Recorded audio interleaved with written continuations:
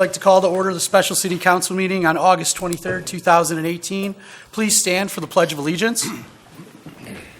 I pledge allegiance to the flag of the United States of America and to the republic for which it stands, one nation, under God, indivisible, with liberty and justice for all. Every one of us. Judy, would you let the record show that Ms. Walton is absent this evening?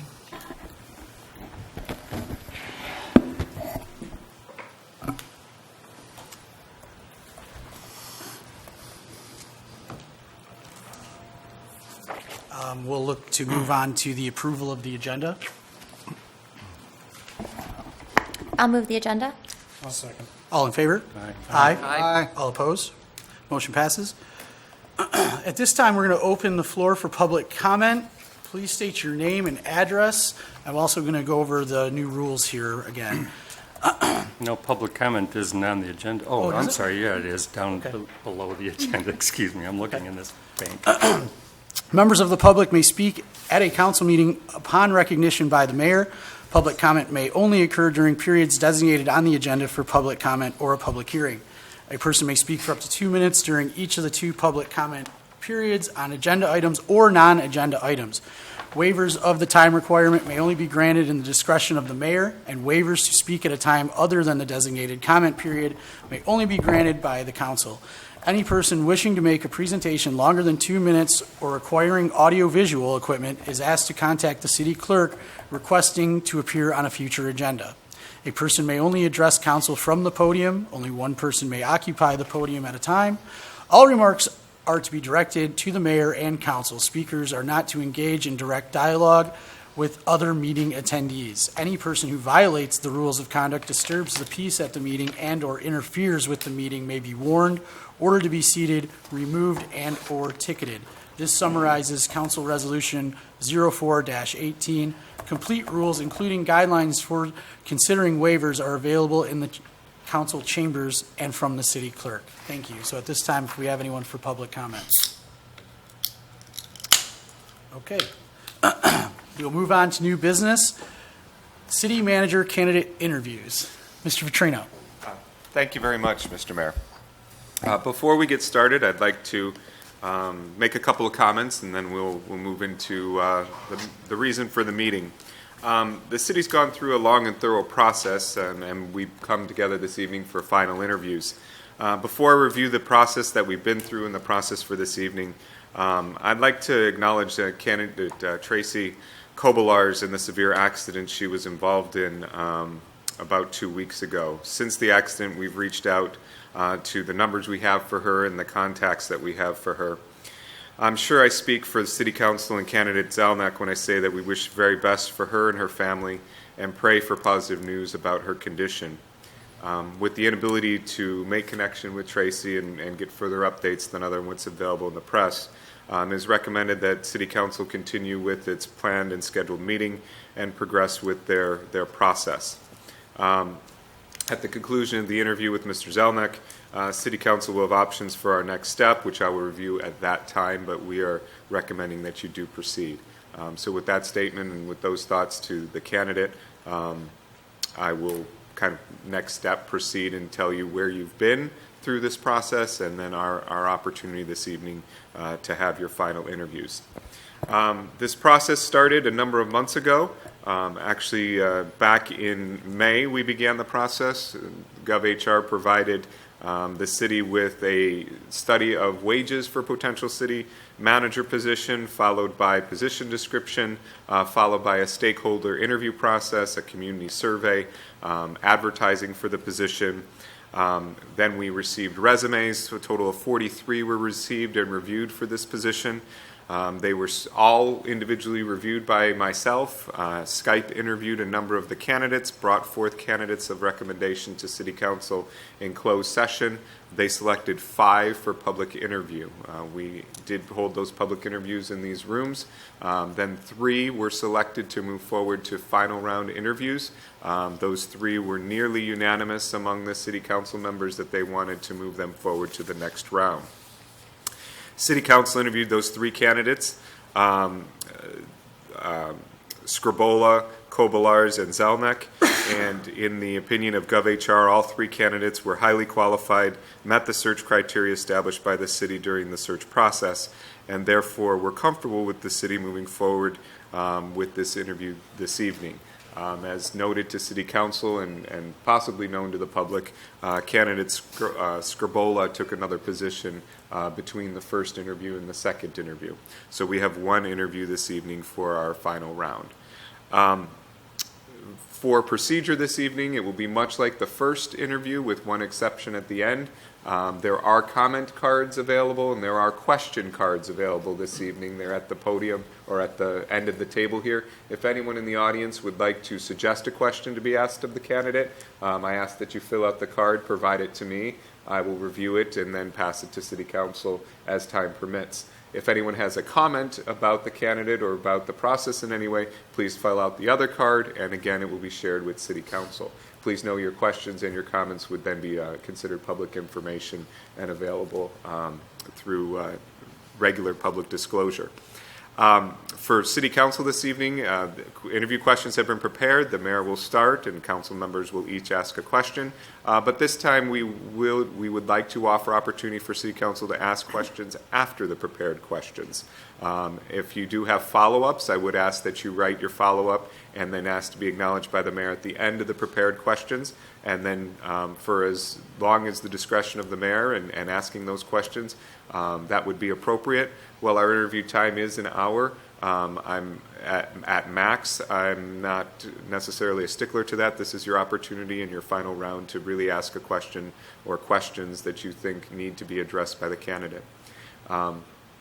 I will say that I appreciate candidate Zelnick's cooperation throughout this process. It's been outstanding, including his comments about being prepared for tonight as the only candidate to be interviewed. Thank you very much, Paul. I will take any questions that you may have about process for this evening or process in general. I think we're good. Thank you. I do have a question. Councilmember Kivel, go ahead. The follow-up questions, what's the rationale for writing the question down? It'll be on the record. No rationale or order to write them down. My suggestion was if you have a follow-up question, don't forget it, write it down, and ask it at the end. Okay, thank you. Thank you. As opposed to asking it at the time when it would slide in a follow-up during the process. You follow what I mean? So if during the interview process there's an answer that you're questioning and want to follow up to, rather than breaking the prepared questions, you would ask it at the end. Just don't forget it. Oh, yes, okay. We good to go? Okay. Thank you for being here, Paul. Question number 1 this evening. Please outline your reasons for wanting to be the next city manager of South Lyon. Well, I think first, as far as looking at career goals and working for a community, as any manager moves forward in their career, they look at additional responsibilities and additional things that communities have to offer. And the community of South Lyon, I look at as having a lot of things that are desirable for me. One, including, the historic charm of the downtown, the business community, this being a safe community, the great schools that are within the area, the events that happen within the community. These are the type of things that are desirable to me to be a part of. Also, in reviewing documents and reviewing things at City Hall, the city's in good financial shape. And I look at not only that, but also what can I potentially contribute to the community. And looking at some of the things within my past and what I've done within other communities, I think I can offer, based upon my education, experience, and training, some things that would be beneficial towards the community. Because wherever I go, I always want to make sure when I retire or I'm done working, that I can say that I had an impact on the community, and that's exactly what I want to do. Thank you. For this round of questioning, we're going to go to the right. So Councilmember Richards, you will be asking question number 2. Thank you, Mr. Mayor.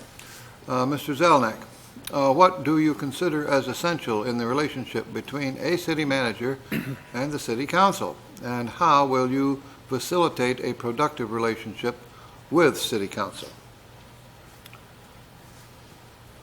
In working in any community, as a city manager, I have to be on the same page as city council. And it's okay to be in the same book and the same chapter, but being on the same page is important in moving forward when city council establishes goals for the upcoming year, specifically within budgets or moving forward. I think it's important that the relationship is very strong, so the communication is very easily flowing between city council and the manager, so I can convey the needs and the wants from city council to the rest of the staff, and we all appear and we are all acting as members of the same team. Thank you. Excuse me, I'm not sure if there's a problem with the mic or I need to move it. I'm hearing some back. feedback? Yes, a lot, but if it's okay, it's fine. Bring it down a little bit, I think, in the back room. Okay. You want me to take care of that? I just want to make sure if everybody can still hear me. Yeah, That's good. They should hear us, shouldn't they? I'll go ask quickly.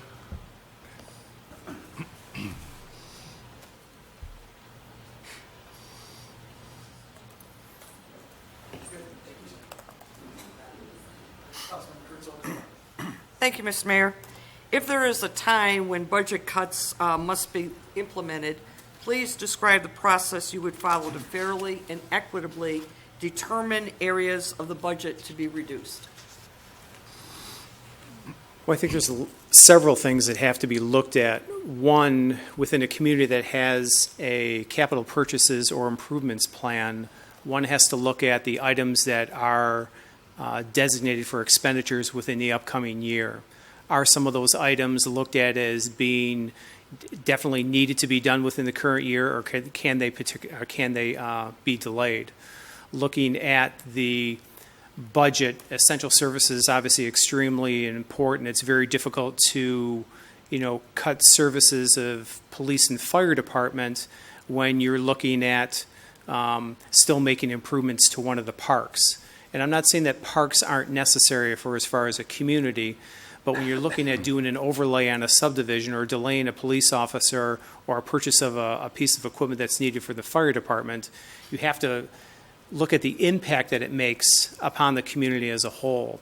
So I think in setting priorities and looking at the potential cuts that need to be made, each department has to or should be working with the manager based upon the goals that are set by City Council for the upcoming year on what areas that they could potentially look at eliminating, cutting, or delaying as far as purchases or expenditures for the upcoming year.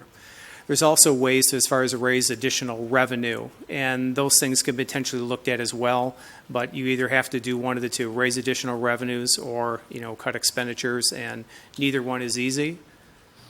But being, like I said, on the same page on what you want to do overall as a city, so one department is not necessarily being treated unfairly and another one being treated fairly and they get to keep their expenditures, you have to look at all of them. Thank you. Councilmember Kivel. Please describe in detail your approach to municipal budgeting, including the process you'll use to communicate important budget objectives to the City Council. Budget process for me has always been year-round. And I say that as being year-round, even though you go from July 1 to June 30. In the month of July, there are already ideas coming on board for things that I think that should be instituted for the following year, whether they can be done in the next budget year or the following year. The capital improvement plan that you would have for a community would outline expenditures for road improvements, parks, buildings, facilities. And if you have the proper plan in place, along with what I consider to be a 5-year budget, and what I mean by that is not only having a current year budget, having last year's budget information, and also projections for the next 3 years, everybody fully understands what are going to be some of your expenditures that are going to be coming up. So there's no surprises that you're going to need to do some improvements within DPW or do some improvements within the lift stations, or maybe the fire truck of $700,000 that you're going to have to be purchased is coming down the line. So you're aware that that's going to be coming up. So when you start to have budget meetings earlier in the year, and I speak of early in January, where you start to set some of your goals or objectives in written form by the council, you're already aware of some of the things that are about to take place. Now, I think it's important for each department to be able to meet with their department employees and start to talk about some of the things that are needed at particular areas that they're in their expertise. Those particular meetings start to happen before the end of the year.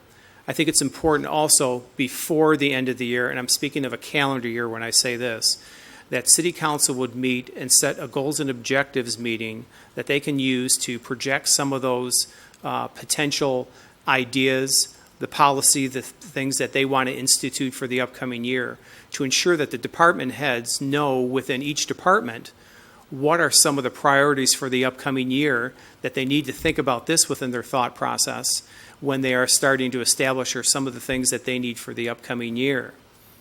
I think it's important when you have this capital improvement plan and purchases plan, and as I say, it's a 5-year budget, the public knows exactly where you are. You put these things online. They know when some of the streets are going to be done. They know that their street is going to be overlaid. The one to block down is going to be reconstructed. They know they're going to be doing crack sealing on another block. You know, you can be re-roofing one of the DPW buildings. Everybody knows some things that are about to happen. I realize as not only just a strategic plan, but a budget plan does potentially change based upon some expenditures that may unfortunately come up, or the ability to raise certain funds through grants that may be able to allow you to move up some expenditures within the upcoming year. So starting the process for myself starts early in the year. I start to write down things that they're going to be coming up for next year. You start to talk with the department heads about some things that they're going to be needing. You have the goal-setting meeting before the end of the calendar year with council. So you get those particular things in place. You start to assemble numbers based upon prior year's budget. So department heads would meet with the individual who is keeping track of the expenditures for the year, so they know exactly where they are in relationship to the upcoming year with the budget. Okay, we spent 78% of this budget, but we still need to make this purchase, or we're already over in this particular department. Are you going to be able to cut back in some of the areas so you're not over budget? And then you start to have your budget meetings with council. You get department heads that are together. You start to talk about those priorities. You have your budget work sessions with council. Whether you have public that's involved in some of those discussions as well, they start to institute and start to provide information. And then through the charter, you adopt it in accordance with whatever the dates and meetings are set. Thank you. Councilmember Parisian. Thank you, Mr. Mayor. How would you describe your management and leadership style? Please identify both strengths and weaknesses related to your management and leadership approach. I've been a hands-on manager for years, and I don't know how much I can't really remember all the things that I mentioned within the last meeting that we had, the last interviews. When I get involved with departments, I try to be involved with the employees and knowing all the employees. And in communities that I've worked within, with the police departments, I've ridden with them on Christmas Day, and I've talked with some individuals about that. I've sat in on dispatch to get the ideas as far as what happens within a dispatch or what they go through in a given night, so I know about how the dispatch actually occurs and how it happens with the officers. I mentioned earlier regarding a fire department training that I've gone to. I remember, never forget, doing it on Super Bowl Sunday, where I sat with a deputy chief and he described to me and showed me and talked to me regarding how fires happen. And that helped me better understand those particular departments. I never forget plowing snow one year in another community that I was in because we were short an employee.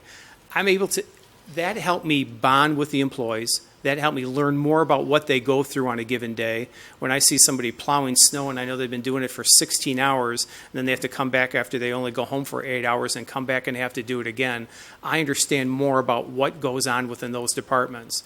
I'll assist employees where I've worked elections before, not as a manager, but I've taken time off for different communities because I wanted to learn about elections. It's important for you to know the employees and work with employees. It's very difficult to establish close friendships as a manager because you have to run operations and they have to fully understand you and what you're going through.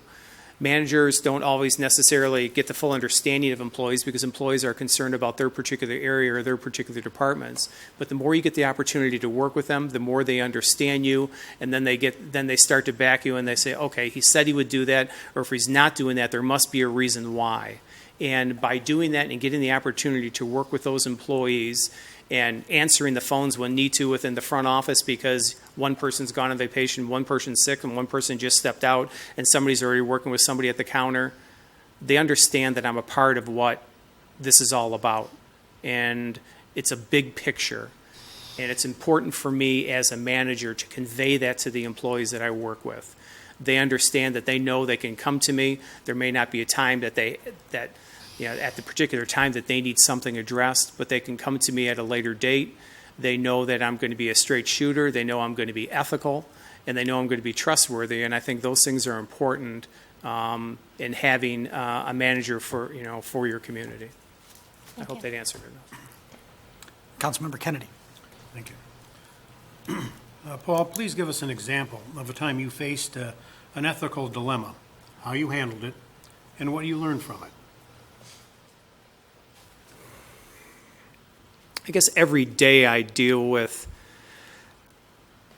issues relating to ethics when I get questions or needs from particular people in the community that perhaps may be a longtime business owner that's been there 40 years that wants me to do something special for them, plowing snow in front of their business before another location gets plowed. And I have to explain to them that we cannot do that. Same when I get unfortunately questions from council members that'll ask me about doing something that I deem as being unethical because I do not want to alter city operations based upon a question from a council member or a particular need that they have regarding something that is down their street or something that they feel is more pressing than all the other issues that they're dealing with.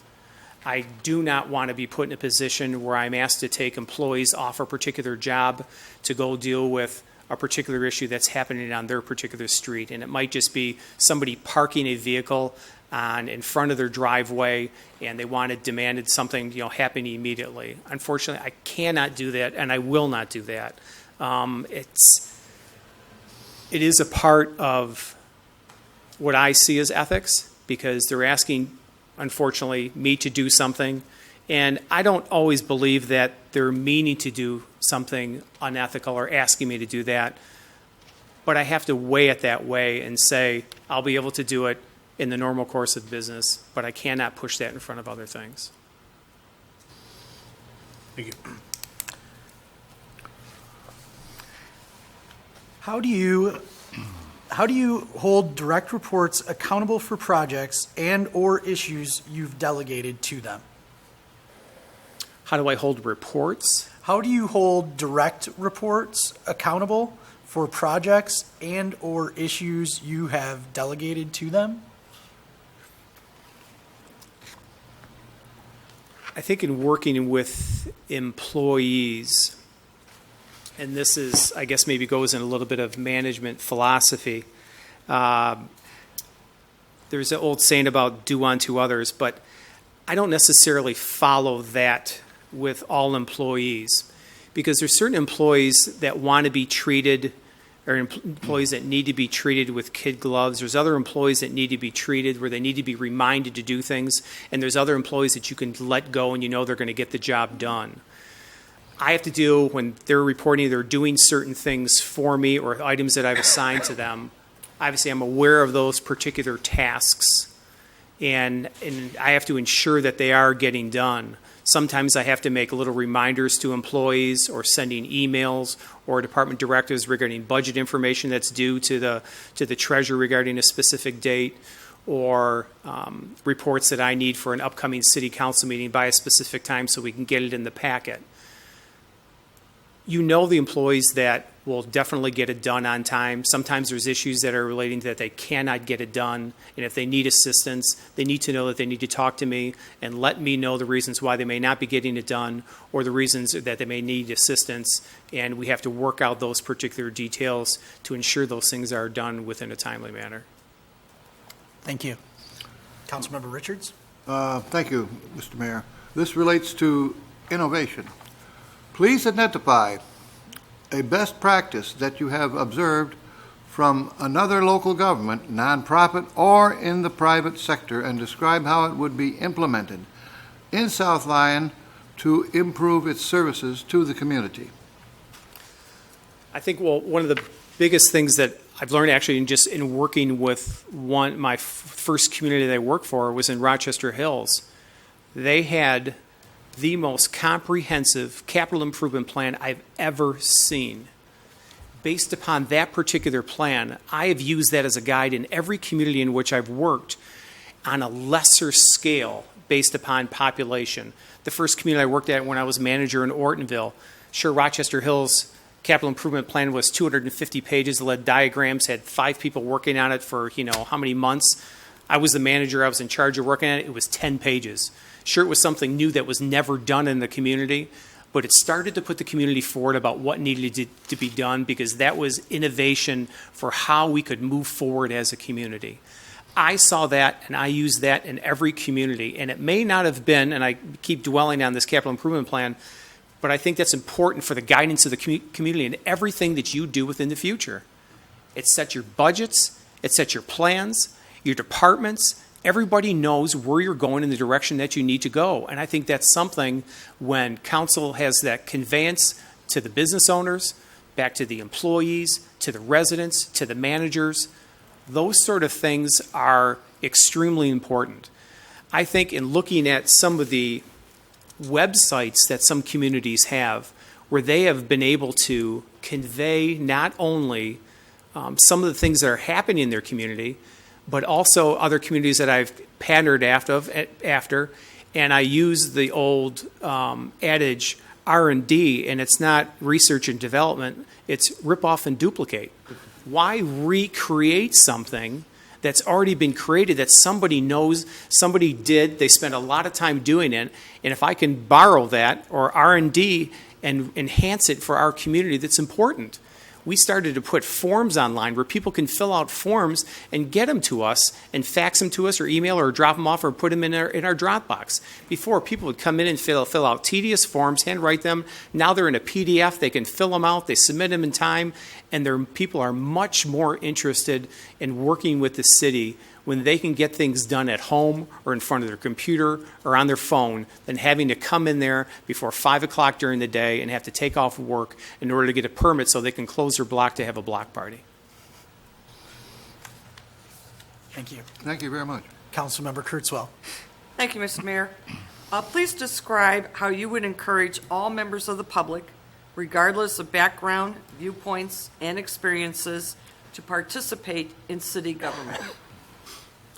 I think one of the most important things is getting it out there to the public that you're looking for people to serve on your committees or serve on your boards.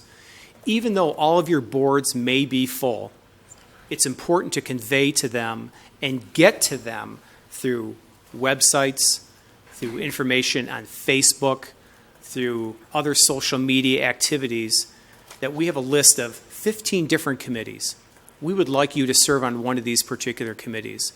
And to me, that's important because when you get to some of these people that are starting to serve on some of these committees, these are the people that somebody sits on the Board of Review, someone that sits on another committee for historic preservation.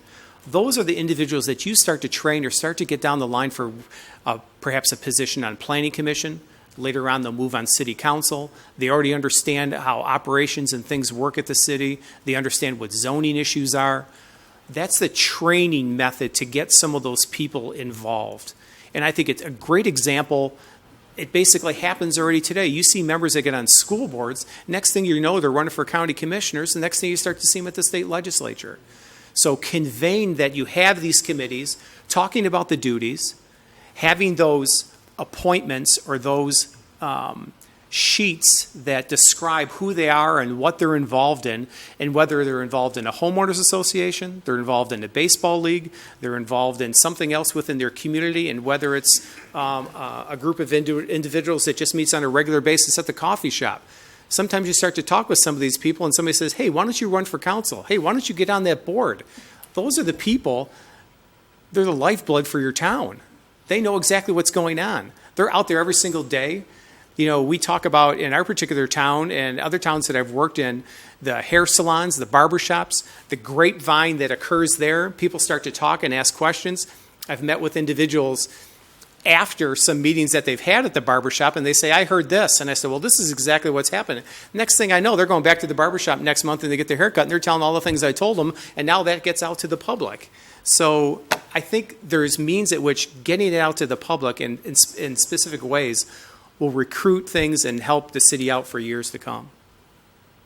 Thank you. Councilmember Kivel?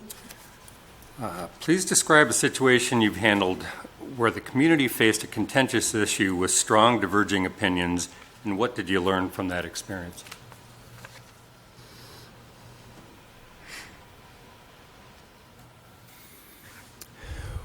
The community I've worked, we have historic building in which we own. The historic building has been in need of repairs for years.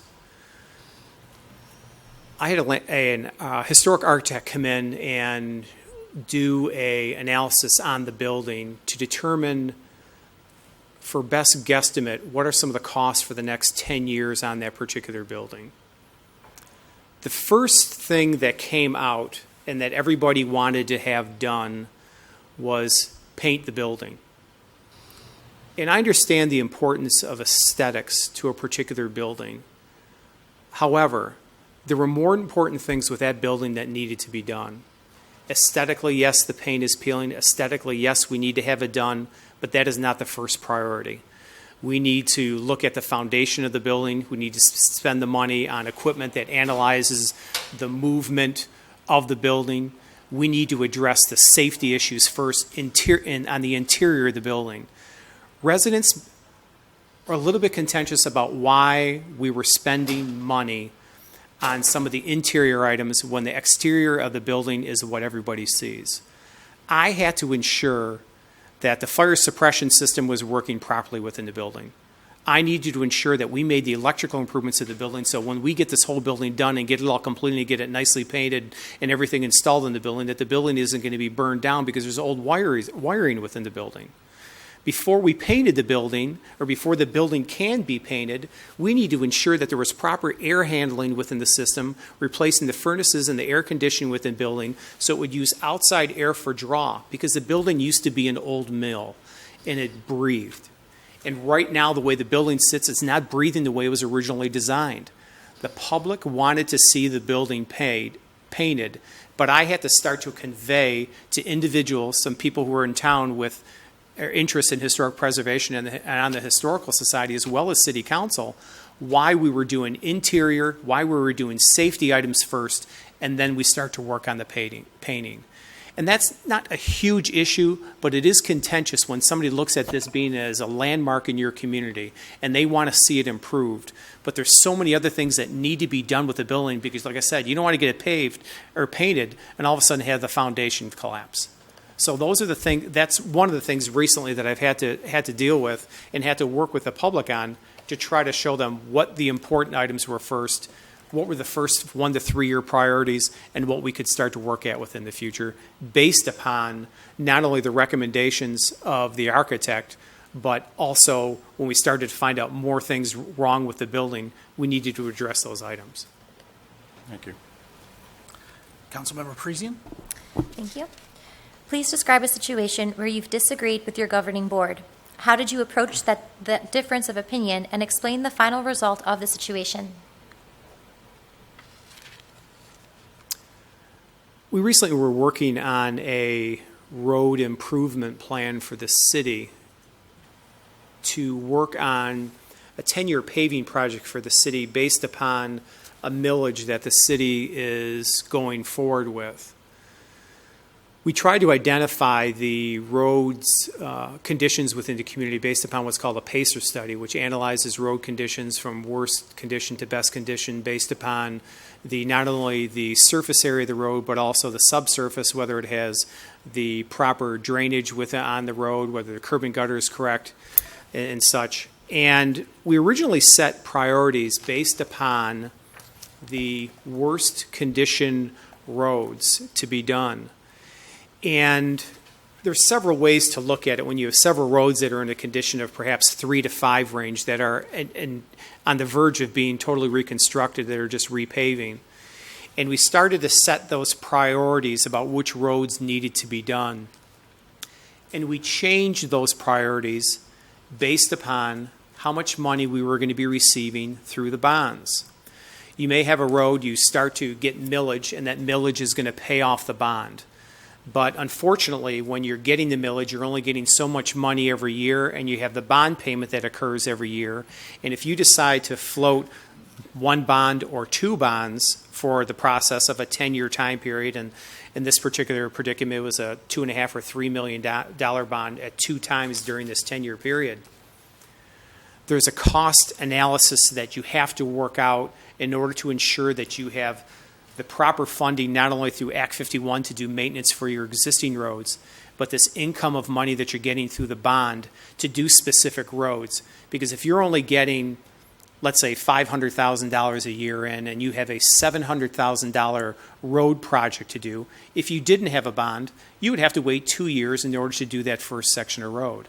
But because you are getting the bond almost right away or a couple years within the project, you have to set priorities based upon not only condition, but also a cost analysis of what these roads are going to cost to be put in. If you spend $2 million on the first road that you're going to be put in, you may be waiting 3 years till you do additional roads. So it was my job to work with our engineers as well as with staff to try to determine what was the best way that we could get all the roads done based upon the income that we had coming in, based upon getting the roads done that were in the worst condition, maybe not necessarily in the original proposal that we had put together based upon the road improvement plan, but based upon the money that we had coming in. And it's amazing when you have the bond, when you decide to work on a $300,000 road instead of a $700,000 road, how that projects to road improvements for the upcoming years. So that type of thing, when people look at their particular road, and I mean not only council members, but the public that comes in, and I saw the original plan you were having doing this road, why is that not going to be done? Well, the best case scenario is to do it this way, and we can get more roads done based upon how you're arranging which roads are going to get done based upon how much they cost.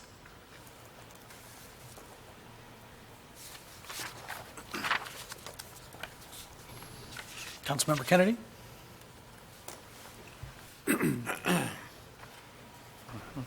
Please describe a situation where you disagreed with your governing board. Oh, I think we just did that question. Oh, my apologies.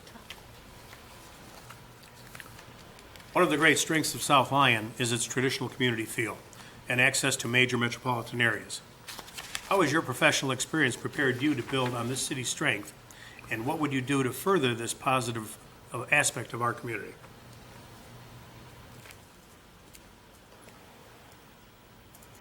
Well, I believe South Lyon has a lot of the things that are bringing people to the community, and I think you can see that based upon the residents and how they take care of their properties and what actually is going on in the community.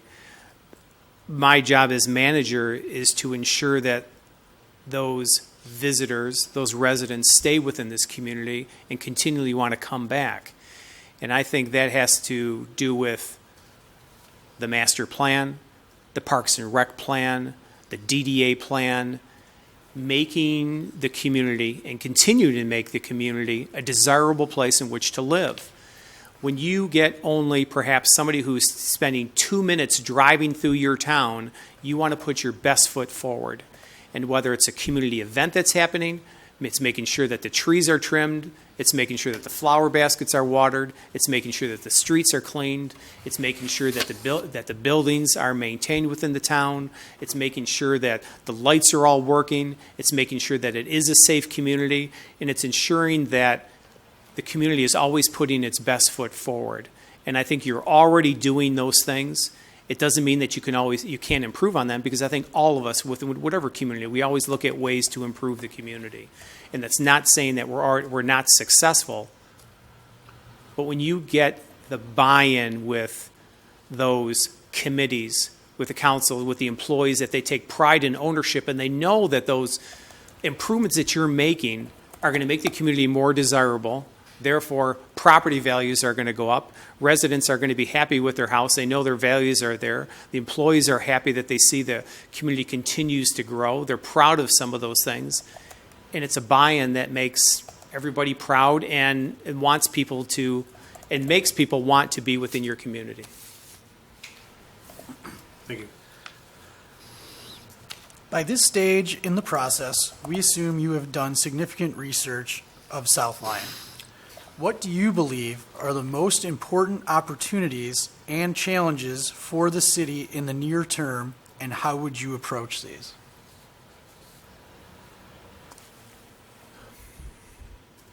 There's several things that I've been able to go through, not only through my visits to town or visits to City Hall, online, going through documents, budgets, employee manuals. One of the things that I've seen and I've been able to gather from meetings is the need for the community to work together. And I think putting staff in place is one of the important things, because I know you are short-staffed in a couple different areas. And that allows the employees to be able to concentrate on things that they need to do, instead of trying to put out fires with a limited amount of staff. With the collaboration that has to occur between council and the businesses, the staff, the residents, the manager, and being one team and being all together and moving the community forward. You know, I've worked in communities where councils or boards or staff have made decisions to do a particular project, and nothing really as an example. But when they leave the boardroom, leave the department, leave the council meeting, everybody has to be on board with what they're doing.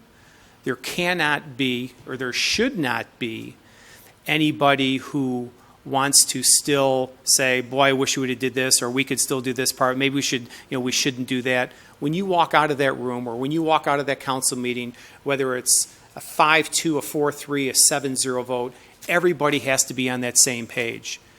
Everybody has to be that this is a Chamber of Commerce day and everything is bright and good. You may have disagreements that may occur, whether it's in a meeting, within staff. I mean, heck, you have them within your own family, but when you step outside that house, everybody knows that you're a family. You may disagree when you're inside the house, but when we're outside the house, you don't mess with my brother or my sister. Everybody needs to know that you're on that same page. And what I've got through the manager's survey that was done, I think those are some things that could be worked on. And I think it's important to bring perhaps an outside party in, or have maybe the manager facilitate those things, to try to look at what are the things that are important. Because all of us come from different backgrounds, all of us come from different experiences, all of us come from different ways of looking at things. And not one of them is wrong. We just all have a different idea on how something should be done. And I just think it's important as you move forward that you all agree in moving forward. And then you move on to the next issue. And there's been councils that I've worked with that haven't been able to have that. And there's been other ones that have walked out of the room and boom, then the next thing you know, they're having lunch together, even though they agreed so dishearteningly on something. But they realized it was a betterment for everybody. It was a betterment of the community. And that's what the whole thing is. It's the betterment of all of us collectively, not just one particular area. We can't be on an island. Thank you. Councilmember Richards? Yes, sir. Thank you, Mr. Mayor. If selected as the city manager, please tell us how you would approach building trust and respect of the employees and the community. As I mentioned in one of the prior meetings that I've had, or at the prior interview, for me, the term that I use is see and be seen. I think it's important for me to be a part of activities, not only at City Hall, Council, Homeowners Association group, maybe I attend a school board meeting. Every community I've worked at, people know that I'm involved in the community, and they see me at those events. And it starts from this coming fall when they see me at football games. And they may not know me right away, but later on somebody will say, hey, I see you were at the football game last week. Of course, that's when a town comes together. I mean, I was welcome to the jungle as I came into town today. I understand that.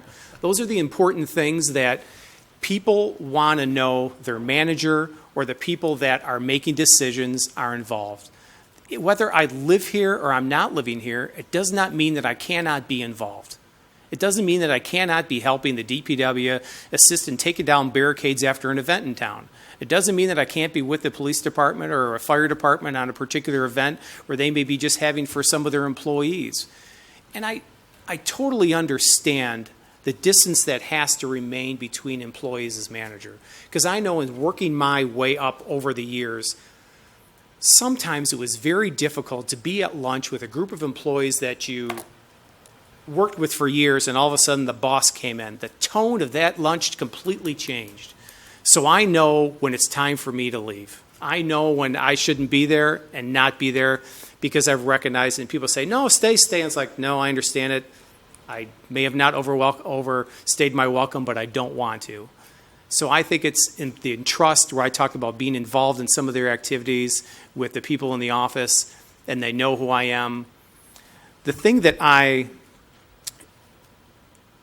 know when I'm really involved with employees and understand who they are is when I know their families.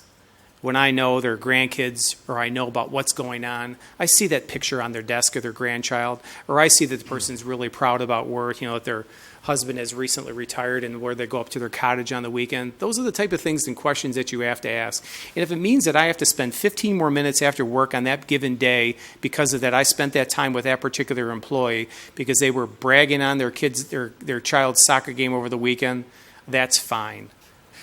And it's not just to get to know or just to make them feel like I'm the manager or whatever. I'm trying to, show something, some false facade. It's because I generally want to be interested in who they are. It's important for me to be that, and it's important for people to know who I am also. And hopefully those questions get asked in the future of me. But I think it's part of that team building exercise that you have. Councilmember Kurtzwell? Thank you, Mr. Mayor. Please describe your level of interest and excitement in the city manager position. Well, I think excitement has obviously been building for the last few weeks, and I totally understand, the things that delayed when this meeting was actually going to take place. And as I came into today, and the chief offered me something to eat and drink, and I told him from excitement-wise, I really don't want to eat anything, and he thought he meant maybe I was going to spill something on him. He said, no, I just don't want to put it in my stomach, but I'm afraid it may come up just because the nerves have to be there, because if they're not there, that means I'm not excited about this, I'm not concerned about this. It's, things going through my head over the last so many weeks about scenarios of things that I've said or may said wrong, and we can all try to make corrections of what we did, but we can't necessarily go back and make them. However, I've been excited about this for months now since I, saw the posting, started to look online, started to visit the town, starting to get to know the people, the opportunity today to meet some of the residents, the employees, getting a chance to come in and seeing what the community is all about. And to me, that excitement continues to build. And I hope I'll always have that as being a manager. I hope I'll always have that where I want to be involved and I want to volunteer, and I've tried to convey the volunteering and doing things to my two daughters, and I'm very happy that they like doing things like that and getting involved in communities in which I've worked when they want to come and help serve hot dogs on Memorial Day or want to partake with me or whatever when I'm, marching in the Christmas parade and being involved. But that excitement continues to build, and hopefully I'll be able to keep that. Thank you. Thank you. What's that? No. That was 15, right? Yeah, but I thought we could ask probing questions. Oh, that's fine. Yeah, absolutely. Mr. Petrino, did you want to step in for a moment? Sure. I did not receive any additional questions from the audience, so I would ask if there are additional questions from council members, that the mayor acknowledge the individual to be asked, or to ask the question. You proceed. Thank you. Councilmember Kennedy. Thank you. So, Paul, going back to question number 7, deals with, holding the folks accountable for various projects and issues that you've delegated to them. Have you used any project management tools for that purpose in the past? Whether and again, depends on the complexity of the assignment that you've given to them, whether you use something like, Gantt charts, action item lists, whatever the case is. So as they report progress to you, you get a better feel for how objective that reporting is, as opposed to just being subjective. And it raises your level of confidence, perhaps, on the fact that you're actually going to reach that scheduled completion date. Well, for longer-term projects, we have used Gantt charts, and I think that's great for itemizing when certain things are taking place and when those milestones need to happen. Some of the things we've done with some of the departments is something as little as programming things on their phones or the reminder about specific dates and times through the computer of when things need to be done. Reminder emails always work. Staff meetings always work as well. Working with other members of a team, perhaps, to get things done are important. Trying to develop charts specifically for each item may be difficult. However, working with employees and working with them on their areas of expertise, on how they're able to get things done, some of those things may vary from employee to employee. There's a lot of training that that can occur, and I know I've sent certain DPW employees to training over the years so they would understand the needs of a particular department for whether it's water and sewer. I think are important. Working with the police department about specific goals, and fire is another means, and whether you have full-time or part-time employees, those sort of things happen. I think as how some of the stuff projects and moves forward, it's important to let them know what I'm dealing with at any given time and why we need these particular items within a particular time frame. So I think those items help as well. Specific programs, haven't really used any. It's mostly been tracking and how we're getting things done, and sometimes it's allowing the employees to develop on themselves as directors or as foremen means at which getting things done. And then after that project is completed, they've learned means at which to get something done, and now hopefully they've written some of those things down, so when the next thing comes down the pipe, hey, do you remember when we worked on this particular project 2 years ago? You did this, then did this, and did this. Do you see that as being the same way we're going to get this done? So I think all of this is kind of a learning experience, not only for that individual, but for a department, maybe another employee that may be observing that when they see how that's being done, so they know in the future if they ever get in that position, they're able to assist, or if somebody's off, they know how that thing was accomplished.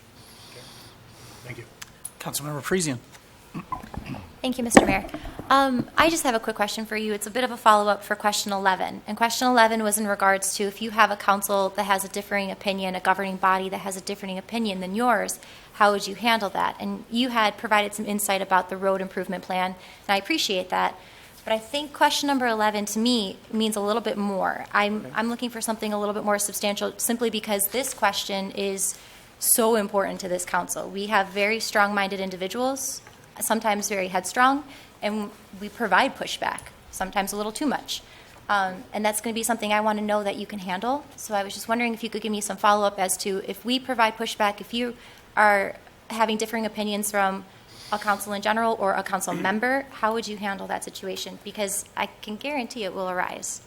Well, I think it's important that if I'm conveying something that may be different than what council members want, I have to convey based upon professional experience or knowledge on why something should be done differently. And perhaps it may be something that may be ethically, something that may be fiduciary that I cannot do. Somebody may say, well, let's just spend next year's money on it. Well, I can't necessarily do that. I have to hold back. You cannot use, funds that you cannot use based upon the modifier accrual basis of how we do budgeting and accounting. I think there's some things that you can talk about within a meeting and that you want to talk about at that particular time. You may have to delay a decision on something to talk about it, perhaps individually with someone or as a group, so they fully understand what the implications are, because I may not have all the data in front of me about why we decided we were doing something, but I may need assistance from another department to ensure of why that needs to be done that way. And it's not to say that the council members' objections or their opinion on changing something isn't right, because there could very well be instances, and I expect it, and I could be equally, where you need to make those decisions based upon additional data that has come up that I may not be aware of. And I think understanding the importance of where I would be coming from and why I'm making that decision is something that is learned and something that is gained by trust and based upon working with people. That's just not, hey, Paul's coming from this thing. I don't get why he's saying that particular thing. But after a given time period, they're going to know and say, hey, he made this decision based upon sound and reason, and there must be a reason why he's doing it. I think it should be done this way, and it may, unfortunately, have to take a vote of full council to make that change. It cannot just be one individual. One individual on council cannot make a decision or cannot go to a particular employee and tell them to do something, because council is a legislative body and sets policy, and the city manager's office and the other department heads oversee those departments, and they have to direct those employees on what they need to do within a specific time frame. So what you cannot have is more than one council member telling an employee something to do, and it's completely different than each other. So I hope I've answered that enough. Maybe I haven't, I apologize, but I think it's important that when I'm expressing something, I'm not just grasping something. It's based upon a decision perhaps that's already been made prior to the council meeting, and that's why it was made. I think you answered it well. Thank you so much. Okay. Councilmember Kurtzwell? Thank you, Mr. Mayor. My two questions deal with budgeting and finance. And I just want to know, what is your background in fundraising? Just to give you a little bit of background, the city has not been good at competing with the neighboring communities in terms of fundraising for various things that we need in our community. For example, we have a park that we've owned for almost 20 years. It's developed maybe a little bit, a couple of soccer fields and, I think 2 baseball fields. Whereas our neighbor to the east is involved in a fairly aggressive fundraising project involving their park, which is going on 11 Mile in Milford, and we're way behind the 8 ball. Talk to me a little bit about your background in fundraising, your experience in fundraising, working with donors, your thoughts on reaching out to corporations that may be in southeastern Michigan, your ability to be able to communicate why they should invest and donate to a park development in South Lyon. Just sort of want your thoughts on that. It's difficult for me as a manager to do fundraising. I'm not in the position to try to even convey to any business or within the public, because it's difficult, because they may interpret it as strong arm tactics to get them to donate to something on behalf of the city. And that's one small part of it. In being a DDA director also in the community I'm in and other communities that I've worked at, setting committees to do some of these activities on behalf of the DDA or on behalf of the parks would work. And therefore, whether it's a need to set up a tax-exempt organization as part of that. We have a fundraising thing going on right now for this building that we're trying to preserve. And I've been able to work with some individuals who I have found have been interested in preserving that particular building.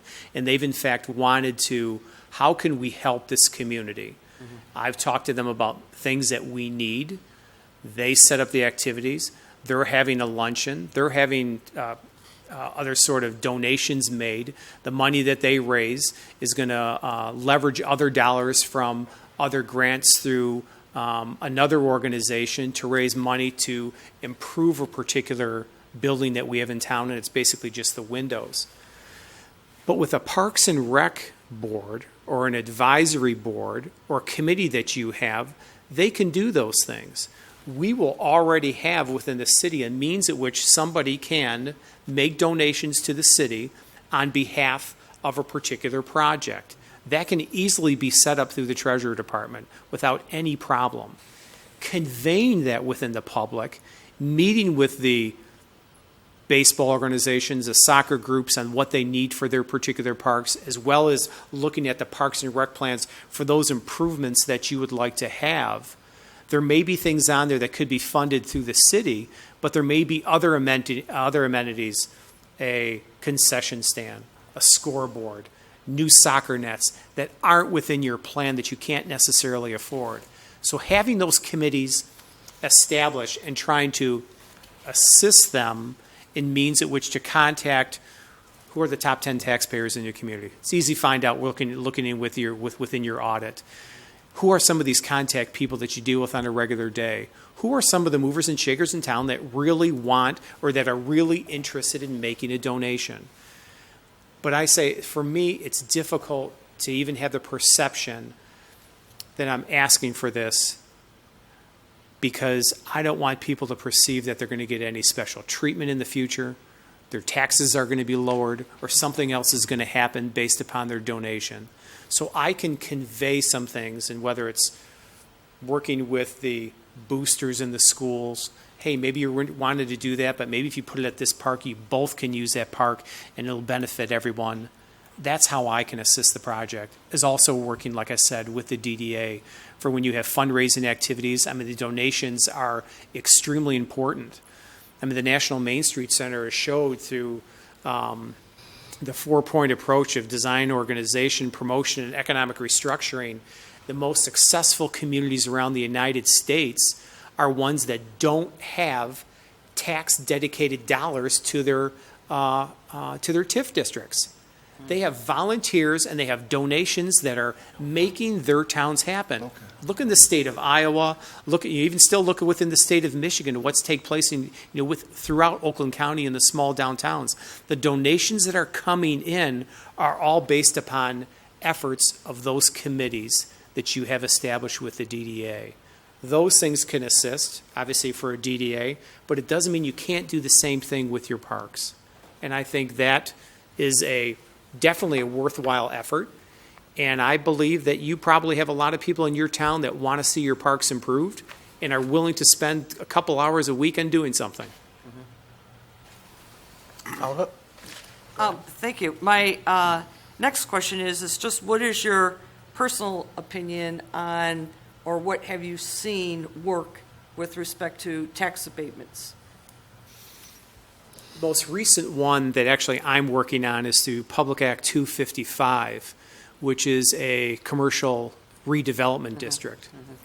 It's a tax abatement that is given on a particular property where the boundaries of the property or properties are given a tax exemption for 10 to 12 years as much as determined by the governing body. That particular construction site is able to pay 50% of their taxes for the next 10 to 12 years on that particular property. That only includes not only city taxes, but also the other taxes that perhaps that if you had through the DDA or through the schools even. And that's one that we're working on right now within our downtown. That is helping a doctor's office be developed And it was a program that was developed through the state of Michigan, and MEDC working with them helped that happen. It's been a long time coming, but we believe that it's beneficial to the community. A building burned down on that property more than 10 years ago, and that property has remained vacant. All they've received on that particular property for the last 10 years is taxes based upon land value. The property was also contaminated. We receive assistance from the DEQ to put in a vapor mitigation system on that property at no cost to the property owner, but at a cost to the DEQ to help mitigate those vapors on the property so that individual can build on that particular property. That property might not ever be built on, or might be delayed for another 10 years. So is it better to get half the taxes on that particular property for the next 10 years, or just get land value taxes on that property for the next 10 years? That's Public Act 255. Public Act 210 basically eliminates all the taxes on a particular property through a municipality or potentially through the DDA. Earlier, when I worked in Rochester Hills, we had tax abatements in industrial parks that we got developed in town because of those 10 years abatements that we gave on commercial property as well on personal property. If those abatements were not given, those individuals would have built in other communities. Some of those businesses are still there. They were given a 10-year exemption. They decided to stay, and they've been paying taxes for an additional 20 years, industrial tax that have helped the community out for years to come. Councilmember Richards has a question. Thank you. My question, South Lyon occupies approximately 4.6 square miles altogether. We have relatively fixed boundaries, okay? Not much expansion is expected. Do you favor residential development over light industrial development? Just asking, that's it. Well, I couldn't make a generalized answer like that without reviewing the master plan or looking at the development alongside of those particular parcels to be able to make a determination. I couldn't just say, let's bring in industrial on a vacant piece of property when it's completely surrounded by residential. I think they're needed within the community in order to not only bring industrial would bring jobs to a community, but as a whole, what does the community want in moving forward? Do you want more industrial? Do you need more residential? So a generalized statement I can't really answer without looking at the big picture and without looking at the complete tax base. Thank you. Councilmember Kivell, you haven't had the question yet. Yes, I do. Okay. I was just kind of curious. Primarily, it looks as though you've worked with smaller communities in South Lyon typically. Are you comfortable with the notion of handling a community with an increased population such as ours? Yes, I've often said, looking at a community, the names may be different, but the positions in the scorecard are the same. It's just, increases in budgets within particular areas. You have increased population. You have increased staff levels to handle things. And there are a lot more issues to deal with. Some of the issues that I may deal with are maybe on a higher level. I don't mind tackling the ones that are on a lower level. But having come from originally a community where I worked for 13 years in Rochester Hills, where the population was 60,000+, I learned a lot about a growing community and what worked and what didn't work. And I realized, that was perhaps in the 80s and 90s, but I think that experience lends me to give good experience or bring good experience to a community with 14,000 people. If I could just follow up, this is actually kind of a composite of both that question and Maggie's question. We've entertained the discussion at least with 210 and 255, and do you have any benchmarks about values of improvements that you think are necessary before you entertain the idea of at least a discussion about an abatement? Typically, ours have been looked at looking for a much more comprehensive scale and a lower return on how much relief we would end up affording to somebody. And the reason I'm asking is because I don't know what the makeup of those of Linden and Ortonville and things. I don't know what their balance of industrial. We're primarily a bedroom community here, so I don't know if you had better mix to have some of those other tax agencies be able to cover costs for other aspects of services, so. I think you definitely have to have guidelines established. And I think you start to look at the 1 million, and just as an example, and some of the things that I've tried to use within this community, a 1 to 2, a 3, a 5 year and above, or 1 to 2, a 3 and $5 million investment. If somebody was investing $3 million within a particular town, and this particular town that I'm at, the 10 or 12 year abatement is about right. But if you're looking at a $2 million investment in the midst of maybe not properties that are valued at that, I think you start to look at a 5 year abatement or a 6 year abatement, and a $1 million investment, perhaps you only look at 2 or 3 years. And that's my opinion, but without analyzing other things within, whether it's in the DDA district or it's outside the district, what you're looking at. There's a lot of components that go into making that type of decision, as well as determining about whether this is going to be a game changer for a particular area or whether it's going to lead to additional development.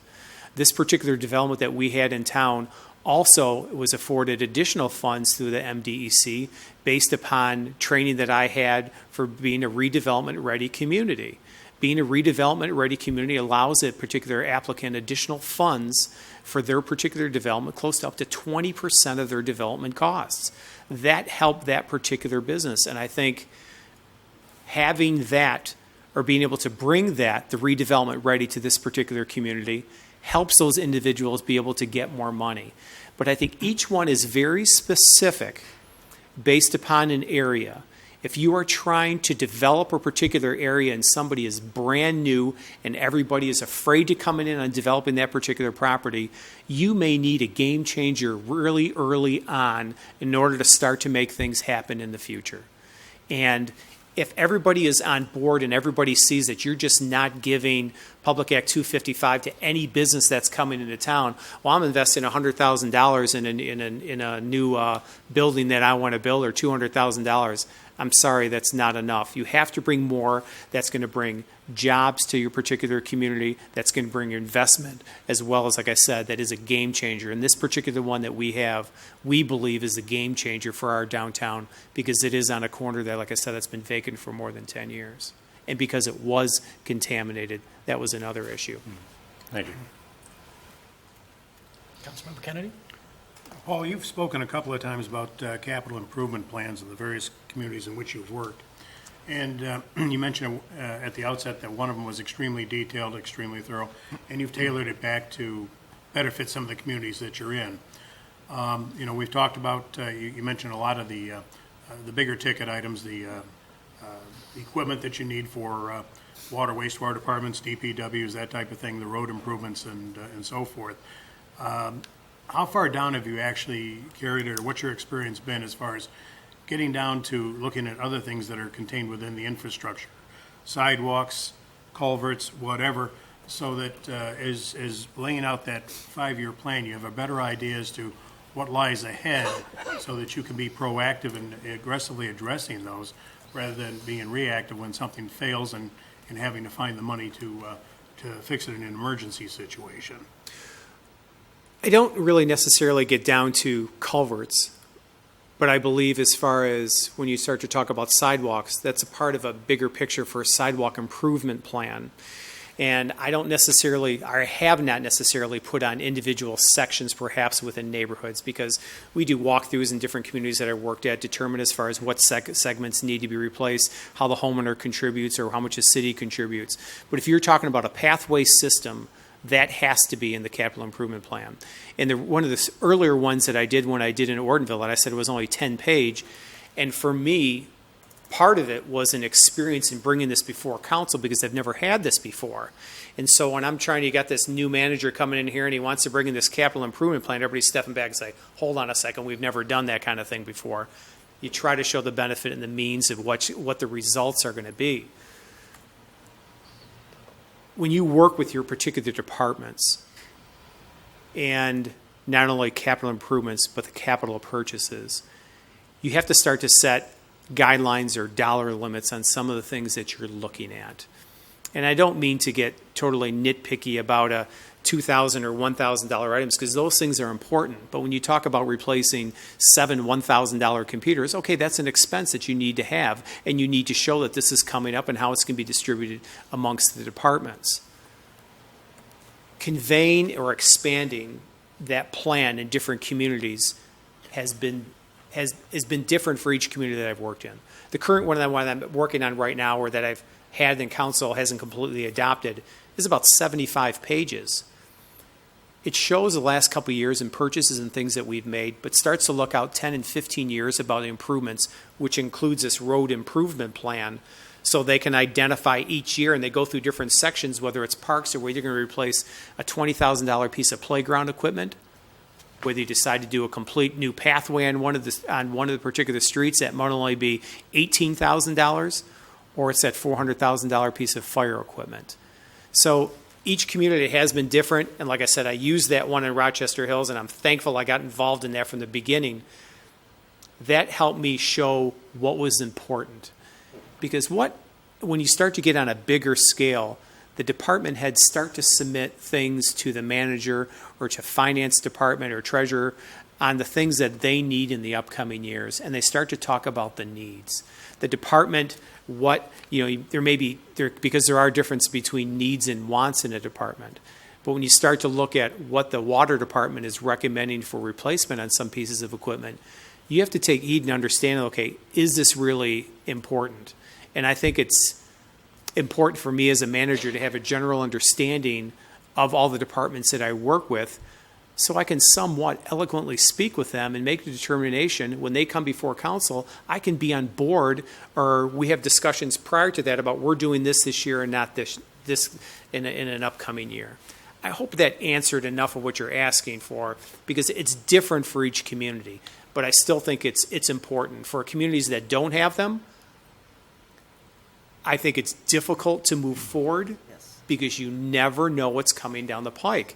If you have not determined that you have a $700,000 piece of fire equipment that you need to purchase in 3 years, and you haven't decided to put enough fund balance or whatever ready, or if you haven't figured out a way which to fund that, it's difficult moving forward. I'm not saying it can't be done, but is if you're doing something on your house and you want to put an addition on your house, you sure want to know how much that foundation is going to cost and how much that roof's going to cost, and list all those things instead of just saying, okay, I'm going to hire somebody to do it, and you haven't figured out all the cost of what you need to have. I mean, I've seen a lot of houses over the years that they've gotten built, but they haven't furnished because they didn't realize everything was going to cost so much. I got my house built, but I don't have enough money to furnish it.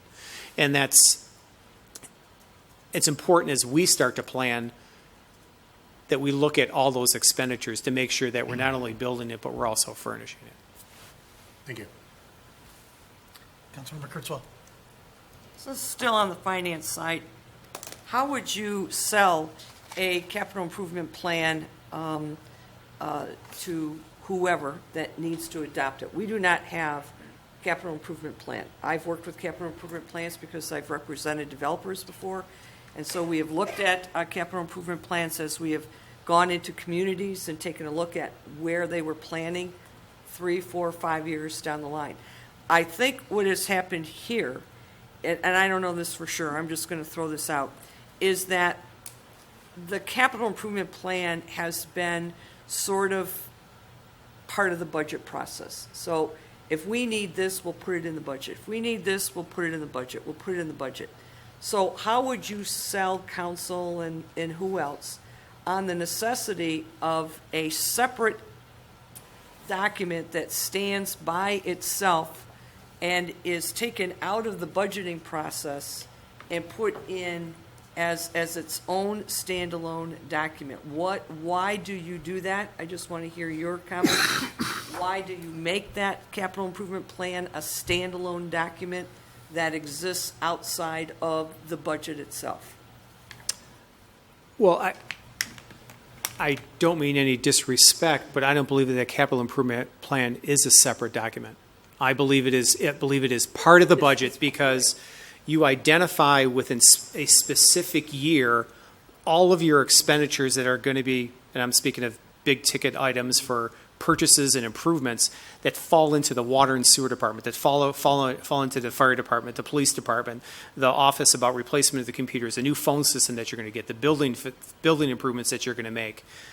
It's a planning tool, so everybody is on board in advance of coming to a meeting, or you get buy-in from the public when they know why your millage rate is what it is. One of the biggest things that I get comments on or questions that I get from the public is they think that, well, I just wrote a $3,000 check to the city. What are you doing with all that money? They realize that we're only getting this small piece of the pie. We're not getting the whole amount. It's going to all these other entities. So they need to understand or be able to go online and say, what is the city planning? It helps us as a municipality look forward and prepare for expenditures. So if you know that you have these pieces of equipment that need to be done and somebody else says, hey, I think it's time we made improvements to this particular building or this particular site, hold on a second. Next year we have a major expenditure, and if you're setting policies or if you have your policy regarding fund balance for particular departments or needs or however you have those things set, you don't want to dip below that. Or if you do, it's based upon an educated decision that we have to do this. It's not just a reactionary sort of decision. It's planned.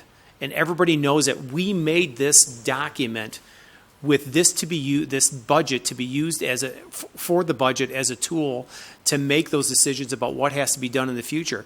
And if you're doing it every single year, you're creating a capital improvement plan every year, a capital purchases plan every single year.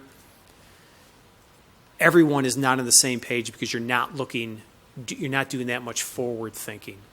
So, in my opinion, and I believe it's extremely important that you put those things in place so you make these decisions based upon sound reasoning, not reactionary because somebody came in and said, hey, I think we need to do something in a particular park, or you have a certain number of people that come in and say, why aren't we doing this year? Well, we're going to be doing it in a couple of years. As long as they know that and they can see that, they're going to believe that this council is the right group and is making those sound decisions, and that you have the staff that is aware of the things that are going on, and they're not just making something up because somebody wants to have a new truck. You answered the question, and what it is a good communication tool. It's a communication tool to let the public know where you are going with their tax dollars. That's why, as a separate document, it's able to be communicated, whether it's a developer coming into your town, whether it's a banker coming in, whether it's somebody because you're going to issue a bond, and the bond issuing company wants to see where your capital improvements are for the next whatever. It is, as a standalone document, it is a fabulous public relations tool to assist in educating whoever that person is. And I think we've been missing that link because we don't have one. In other words, that's what I'm trying to tell you. And it takes a while to create, because not only are you developing a format, but you're also developing a means in which to create it by conveying it to the staff that you're working with and letting them understand what you're trying to do, that you're not micromanaging by asking them to come up over the next 5 or 10 years because you want to eliminate positions. You're doing this because you want to plan for the department and make sure the employees have the proper tools and the equipment to do their jobs for the city. Thank you very much. We're going to take it over to Mr. Petrino right now. Sure. Go ahead. Certainly, at the discretion of City Council, you can ask a couple more questions if you'd like. I just do want to remind we don't have another candidate to back into, but we're in the time slot where we've been at it for quite a bit. But at City Council's discretion, I just wanted to interject. Okay. Councilmember Friesian. Thank you, Mr. Mayor. Paul, I have another question for you. And this one hits close to home. I'm trying to hit on issues that are most relevant to South Lyon. In my personal opinion, leadership stems from the top. The leader of the group, the city manager, the mayor, whomever it may be, sets the example for the rest of the employees to follow. And one of the issues in South Lyon is morale for our city employees. Morale has been particularly low. How would you address handling morale, getting the spirits up, getting people passionate about their work again? We have an excellent group of employees all across the board, from our city hall, DPW, fire, police, whomever it might be, we are very, very fortunate with the group of employees that we have. But how would you go about handling morale? Well, I think it has to start with meeting with employees to find out what's really been going on and let them know that the comments that they may be making to me can be held in confidence because I'm interested in what's affecting them in their jobs. And if morale is low, what are the reasons why? Is it something that has to do with employee working conditions, wages, feeling appreciated? I mean, there's so many different things that you can do within an organization to liven up things a little bit that don't really cost anything. And a couple of communities we've worked in, we've had flex time for certain employees or the ability to do certain things, and whether it's 4 10-hour days or whatever it may be. And I'm not saying that that's something that you institute right away, but you still get productivity out of the employees, and the employees feel much better about things because they had that ability to have the particular flex time. Even casual days. I am amazed at what a casual day does for in a department or for a municipality. When people know that they can come in on that particular day and wear jeans, and I'm not talking about holy jeans or ripped up jeans or decorated to the max. I'm talking about coming in and wearing jeans and feeling good about that, because when everybody comes home, nobody comes in and comes dressed like this. They never said, I'm going to dress up, I got home. Everybody gets into the particular clothes that they feel better in. You know, we've instituted things where I work where we've started to have cookouts for employees with the DPW employees and the city hall employees, and we bought a grill in the back and put things out for the people, and we had hot dogs. We've had opening day where people would dress up with their Tiger shirts on that particular day. The Friday before the Michigan State game, everybody's wearing the Michigan garb, so we have another day like that. I mean, those are small things, but they go a long way. And I think when you start to institute or you start to set aside perhaps even funds for employee morale to be able to do something like that, where you are going to have lunch for those individuals. And I've bought lunch for people and things like that too within departments, or bringing it to the DPW when I know they've been working 12 hours or working 20 some hours plowing roads. Those are small things that go a long way. Sometimes it gets perceived as, okay, I wonder what they want. Why are they doing this? And I guess it just comes with time. So I think in meeting with the employees, talking with them, letting them have the free flow of ideas, or even offer a suggestion box in one community of which we had where people can do things anonymously and contribute to what they think or would be important to try to improve morale. And what I found in the majority of cases, that employees want to be appreciated. And it's my job and my position to make sure that the employees are. And I can't always necessarily give them the benefits that they desire, the wages that they desire, but a lot goes with a pat on the back or a thank you. And I am amazed at how more people are appreciative of you as a boss when you go out of your way to do something and say something like that. And I think part of it is setting the example that I'm not the last one to come here during the day and the first one to leave, that they see me before and they see me leave later than them. They see me leaving early every single day. Employees are going to think, well, I guess he doesn't care or whatever. We might as well just do the same thing. That doesn't really set a good example for employees. Thank you. All right. Mr. Petrino? Hearing the silence from the council, I appreciate the time that the candidate has spent with us this evening and the very wise questions that were asked as follow-ups. I think you conducted the interview extremely well, particularly your follow-up questions on the very specifics to South Lyon, so I compliment you on that. At this point, I will turn it back to the mayor with just a little bit of instruction. You obviously have options now. It is in front of you. You have a candidate that has been vetted by GovHR. You've interviewed him fully. You have an opportunity to make a motion to instruct the city attorney to move forward with consideration of a offer to that candidate. You have an opportunity to choose to adjourn and take the matter up at another meeting, or you have an opportunity to direct GovHR to do something else. At this point, we've facilitated your process. I will say, since I'm not sure I'll get the mic back, the city attorney and I have been working as requested. Particularly, Tim has done a really good job of putting together some samples to move forward with an agreement with a new city manager when appropriate. So that is in process as directed at your prior meeting. But with that, I'd like to turn it back to the mayor, and if I could provide any more information, I would be happy to. Thank you. Well, I think we open this up for discussion here. Does anyone like to lead off? Councilmember Parisian? So based upon the questions that were asked, I feel as though this was a very, very straightforward and professional process. So thank you to James for facilitating it. And I also feel as though this is a matter that needs to be considered delicately.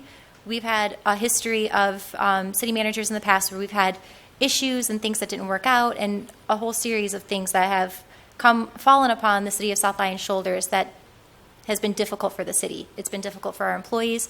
So I don't want to just rush into a decision, but I also want to give due diligence to the fact that it doesn't look like we just chose you by default. Does that make sense? We had 3 candidates, one got another job, one unfortunately was in an accident, and then by default we just choose you. Because I want to make it clear on the record that you interviewed very, very well. You were very professional. I have no qualms whatsoever with the questions that you asked me. Everything was accurate response that I felt comfortable with, and I think personally you would be an excellent fit for the city of South Lyon. There was one question in particular that you hit home with. I believe it's question number 9.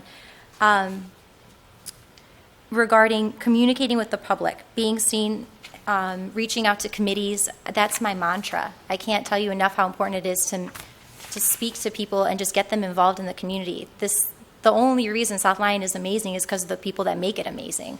So that really hit home with me, and I can't thank you enough for just speaking to me in that sense. You didn't know it at the time, but it hit home. So again, based upon the way that you've interviewed, based upon how you look on paper without even having met you, I was impressed with you as a candidate, and I think you would be an excellent fit for the city of South Lyon. Councilmember Kurtzwell. Thank you, Mr. Mayor. First of all, I'd like to send my prayers and thoughts to Tracy tonight. I think all of us in the community have expressed a certain amount of sorrow with the fact that she is unable to move forward. She obviously is in a very difficult position, and I want to thank her and her family for everything that they did to get her to this position. And our thoughts and prayers, at least mine are, with her, her family, and the residents in which she serves, and that's over in Redford Township. I will say that for me, the candidates came down. There were 3 that made the final selection. I think that the difference between Tracy and Paul, to me, was not that great, was not that significant. I did not see a substantial difference between the 2, and I think it would have been a very difficult decision because I think both of them were equally qualified, and I think they each had their strengths, and those strengths are a little bit different than maybe the other individual. So for that, I think that we have an extremely qualified candidate before us tonight. He has interviewed well, and I liked a lot of his answers, and in fact, I took notes about my favorite answers. I think also that I have to put in perspective, that as an elected official, we're here to make some tough decisions. And I think I've had plenty of opportunity over the past 6 months to listen to the community, listen to the employees. And I think at least, number one, I want to address the process that the business community that I've spoken to has felt that this process of selection was excellent. They felt it was very transparent. They liked the process. They felt that everyone was participating and working very hard to get to this position. So, James, I want to thank you for your incredible professionalism. And I think a couple of leaders in the area have said that maybe South Lyon has set the template for how to move forward with hiring your more executives in your community. So I want to thank you for providing that input. It has not necessarily gone well in the past, but for whatever reason, your template has worked very well, and surrounding community seems to be pleased with how it's being handled. I think at this point, I'm used to making business decisions, and I don't look at selecting you being in default. You're a highly qualified candidate. You would do a fabulous job in this community. I think that you bring to the table some qualifications we have not seen before. I would love to welcome you into the community sooner rather than later. I think what's important for me is that I don't think the community or the employees can continue with the interim city manager situation. It is not healthy for the employees. They need to get on with their lives. They need to get on with their roles in terms of their departments.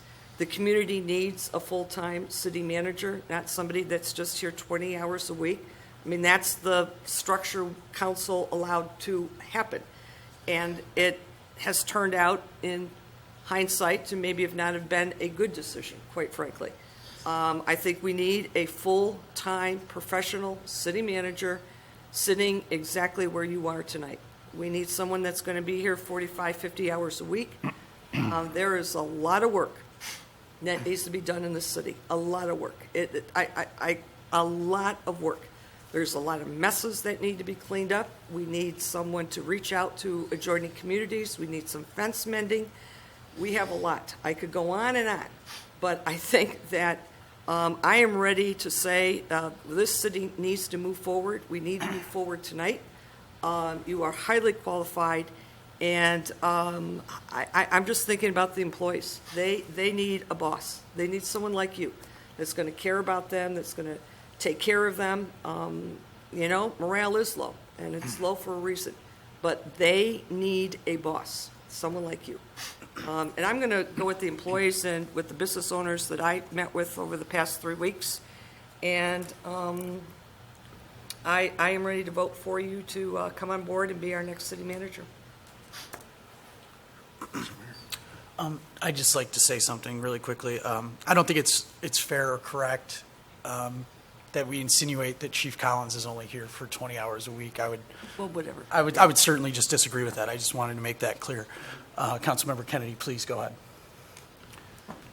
No, I believe, Paul, you've done a great job answering the questions both tonight and in the previous session as well. You obviously have the background and the knowledge and the experience to address the issues that do need to be addressed in this city. And I guess I'd like to possibly make the motion to that the city attorney extend an offer of employment to Mr. Zelnick as the ex-city manager. I'll support. I would like to make a comment too, though. So we have a motion and a second. Do we want to do a roll call vote on this? I have a comment. Oh, okay, I'm sorry, go on. Councilmember Kivel, go ahead first, yep.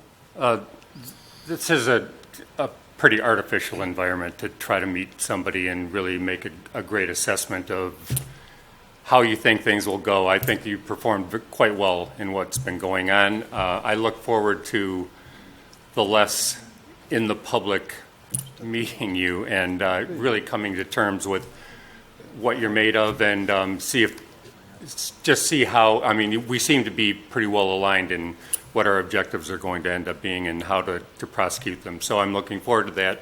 But I look forward also to just meeting who you are. And much as the other comments that have been made, I agree that I think you'll be a good fit for us. I intend to vote for you, and I'm hoping like crazy that you're able to stabilize things that need a little attention and just kind of raise the comfort level of everybody around here. It's destabilizing the environment that we've been running for the last 9 months, and I look forward to getting back on balance, and I think that you'll really help us to get there. So I just want to make sure that was put into there. Thank you. Councilmember Richards, you had a comment. Yes, I just want to encapsulate something for yourself and the benefit of the audience. In my view, what this city needs is leadership, number one. Number two, stability. Number 3, vision. Vision of where we're going, okay? Those things have been lacking, and I think you can do this job very well. Thank you. Thank you.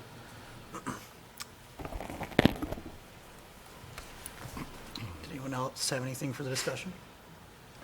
Okay, so we have a motion and a second. Do we need to do a roll call on this, or? Probably be advised, what the heck. Okay. Judy? Councilmember Kurtzwell, Yes. Councilmember Richards, Yes. Councilmember Kennedy, Yes. Councilmember Parisian, Yes. and Councilmember Kimball. Yes. Should I do the mayor as well? Yes. You got all yeses? Welcome aboard. Welcome aboard. I don't know if it's proper, James, if you allow me. Oh, please, I think it's entirely proper. Thanks. I appreciate council's vote of confidence, and that does make me feel very good getting the vote of all the council members and your kind comments. I appreciate the opportunity, obviously, that was given to me today to be able to meet with you. And I had discussions with James and earlier in the week, and obviously I was willing to do what was ever necessary because even though I do not know Tracy, obviously my prayers are with her and her family as well. We may have been competing for a particular position, but it doesn't mean we still aren't colleagues when we consider ourselves managers or people who are working for community government. And we may not be family, but members who put in the amount of hours that we do, we all realize the importance of working for the municipality and gaining their trust, but at the same time realizing the importance of things that she's going through right now. And we understand that family is more important than obviously what she's dealing with. So I just wanted to bring that up. So thank you. Yep. Thank you. I believe our next step in the process, as indicated by your vote, the city attorney will work, and I'll work and facilitate through him and with him to present an offer, and then at some point in the future, he would bring that offer or the proposed contract back to you, and then at that execution, that would be when you actually begin your new city manager life. So that I would encourage city council to communicate through your city attorney for that, but we have communicated how I can help facilitate the communication so that we can do it as quickly and as diligently as possible. Councilmember Parisian, go ahead. Tim, I don't want to rush you, but do you have a time frame? Tomorrow. There are some, we have a working draft. There are some, I want to do a final review. I need some assistance from staff to fill in some blanks. And I will need some input from individual council members, which I will get to help fill in some of those blanks. I would expect to bring back a final agreement, might be a 2 to 4 week process. And I may need some input from Mr. Zelenak on his circumstance that may affect that one way or the other. But I don't know enough at this point to give you a definitive timeline. No, I think that's reasonable. Absolutely. Councilmember Kimball? Paul, do you have a sense of how much notice you plan to give Lyndon?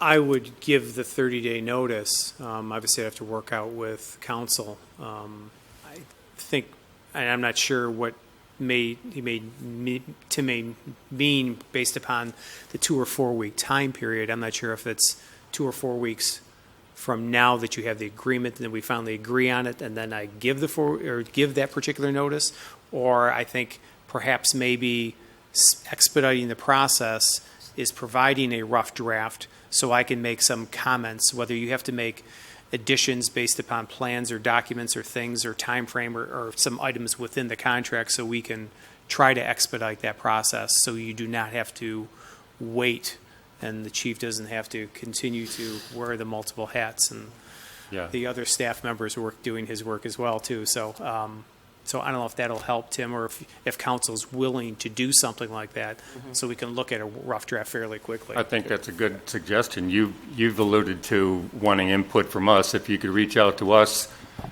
have the rough draft shown to Paul, then you guys could kind of negotiate any soft spots that they might have. So, Mr. Petrino? And, I think We heard expression from City Council that you would like it as quickly as possible. We've heard expression from the candidate that he would like to work through it as quickly as possible. I think rather than coming up with a plan of how to do that this evening, maybe understand that that's the directive you're giving myself, the city attorney, and the candidate to facilitate this as quickly as possible, and even have a blend during that 30-day notice period where we're doing things simultaneously for both communities potentially. I'm sure we can help facilitate that rather than understanding your goals is the most important part, and then we can move forward. Yes, and I'm willing to work whatever time frame. There's no need to rush this. I'm just trying to expedite it based upon your particular need. So both of us reviewing the document at the same time, I think, helps. Mr. Mayor? Yes, go ahead, So Jim. my time frame was largely trying not to overpromise. We haven't had any discussions yet, so Right. we'll move it along as quickly as we can. I know you will. Understood. Yep, thank you. I think my concern was him being able to give notice at the earliest date, knowing that there's still going to be 30 days to be able to work out the wrinkles, that's all. Correct. Thank you. Thank you, Mr. Mayor. I'm just going to say, if you could start sooner rather than later, that would be wonderful, wonderful. I also want to let you know that this is an extremely tight real estate market in the South Lyon area. So you may not find anything here locally. You may, wherever you decide to live, I mean, that's your call. But I just wanted to let you know that we're all aware of how tight the real estate market is in the area. So, but closer rather than further away. We hope to see a lot of you. Does anyone else have anything for tonight's discussion? Okay, at this point in time, we're going to open up a second public comment. If anyone would have anything to say, please state your name and address. All right, at this time, we'll close public comment and open it up for council comments. Normally, I go and call on everyone, but since this is a special meeting and we're meeting again on Monday, if anyone would just have something to say, and go ahead and signal for me and I'll call on you. Councilmember Parisian, go ahead. Thank you, Mr. Mayor. First and foremost, welcome, Paul. Thank you. Second, I think on behalf of everyone in South Lyon, we say thoughts and prayers are with Tracy. We wish you a speedy recovery. And lastly, I wanted to express my gratitude to Chief Collins. Chief Collins, you have done an exceptional job as interim city manager. Not only have you performed the duties of an interim city manager, you've also been performing the duties of police chief, and nothing has fallen through the cracks, not a single complaint. I have to say I have been sharing those duties to a very large extent with Lieutenant Sovic. And Lieutenant Sovic, I recognize you as well. Thank you guys so much. I realize it's a lot to handle trying to run a city and also a police department, so the gratitude that we feel for that is enormous. You've been putting in so many hours. All of your efforts have not gone unrecognized, and they're greatly appreciated. Thank you for all that you do. Thank you. I got something. Councilmember Richards? At this point, as a councilman making a comment, I want to share all of our congratulations to you, Dan, on getting married and the fact that you came back to South Lyon from all that distance to have your community pictures taken at the gazebo in the historic village with all our suits and everything was just plain wonderful and a memorable occasion. And I hope you had a wonderful honeymoon, and we all wish you the very best. Thank you, Carl. Thank you. Councilmember Kurtzwell. Thank you. I'd also like to thank Lieutenant Sovic for holding things together while Collins was over here in the corner office. I think there's been some hiccups along the way. It hasn't been as smooth as maybe we thought it was going to be, but I think you holding down the fort over in the police department was major, major, and I want to thank you. I don't know if you got paid for it. Well, you should have been paid for it. You should have been paid for it. Chief Collins got paid for his time, and you should have been paid for your extra hours that you were putting in, including all the other police officers over there that were delegated responsibilities. Hopefully, they'll be financially rewarded for their extra hours that they also put on the job during this period of time. It's not easy. It's tough. You didn't ask for it. It was thrown on you. And I want to thank you for your loyalty to the city. So thank you, Lieutenant Sovic and the other officers in the police department. that helped the city get through this fog. Thank you. Just one more. Yeah, Councilmember Kivel, go ahead. I'd like to extend actually those thanks to all the departments. I mean, everybody has stepped up and taken care of an extra load, and we're all grateful for that. Right. You in particular, Chief, but nonetheless, and Mr. Zelnick, you are witnessing a taste of some of the darker sides of our meetings, so you'll have to get used to that kind of stuff. So, Councilmember Kennedy. I'd just like to echo Mr. Councilmember Kivel's recognition of the efforts of all the city employees, especially Chief Collins and his support through Lieutenant Stovik. I think things have been addressed very nicely over the past several months. I know it hasn't been easy. I know it's been challenging. And that same recognition goes out to the department heads over at the water, wastewater plant, DPW, the admin here in the city hall and elsewhere, fire department as well. So I think everybody's, Paul Zelnick said it earlier in his discussion, we're kind of all in this together, okay? I mean, that's how the community works. And we've demonstrated that. The people in the city and the employees in the city have demonstrated that over the last several months. And they deserve that recognition for their efforts. So our thanks on the part of my part of the council there. I will also say that across the board, yes, Chief Collins is here, Lieutenant Stovik, that's the faces you see out front that were shouldering an extra load. But it was across the board. Our staff here at City Hall, and like we all said, DPW, fire, police, everyone stepped up and helped shoulder the load. I talked with several of you, and I told you that this was going to be a thorough and long process. We wanted to get this right. I am extremely confident in our selection tonight, and I'm very happy to see the city moving forward here. So with that, I will look for a motion to adjourn, and I again thank everybody. Move to adjourn? Second? All in favor? Aye.